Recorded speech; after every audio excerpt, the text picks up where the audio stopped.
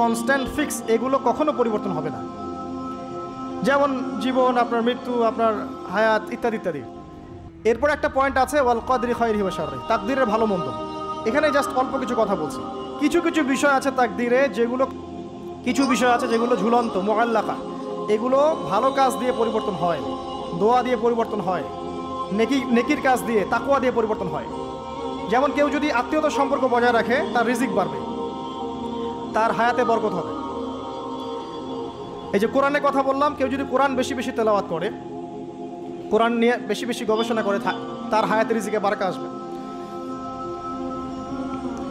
কেউ যদি প্রতিবেশীর খোঁজ খবর নেয়, পিতামাতার সেবা করে, মা না থাকলে খালার সেবা করে, তারও বারাকা আসবে। কেউ যদি বেশি বেশি দোয়া করতে থাকে, আল্লাহর কাছে প্রচুর দোয়া করে, খালি দোয়া আর দোয়ার উপর থাকে, দেখবেন ও বিপদ আপদে কম পড়বে। আর বিপদ আপদ আসলেও দেখবেন আল্লাহ পাক গায়েবী মাদাতে দেখবেন কোনো না কোনোভাবে তাকে সেভ করে ফেলছে।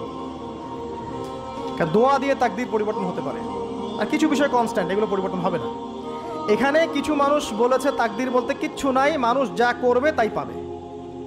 তাকদীর বলতে কিচ্ছু নাই, মানুষ যা কাজ করবে সেটাই মানুষ পাবে, মানে মানুষের কর্মের স্বাধীনতাই চূড়ান্ত। তাকদীর বলতে আসলে কিছু নাই। এদেরকে বলা হয় কাদারিয়া। কি বলা হয়? কাদারিয়া। নবীজি বলেছেন এরা যদি মারা যায় জানা যায় যাবে না, এরা যদি অসুস্থ হয় দেখতেও যাবে না, এরা হচ্ছে এই উম্মতের মাজুস, অগ্নি পূজারী। এরকম মানুষ আছে তো আমাদের মধ্যে, তাকদীরে বিশ্বাস করে না, মানুষের কর্ম যা তাই হবে।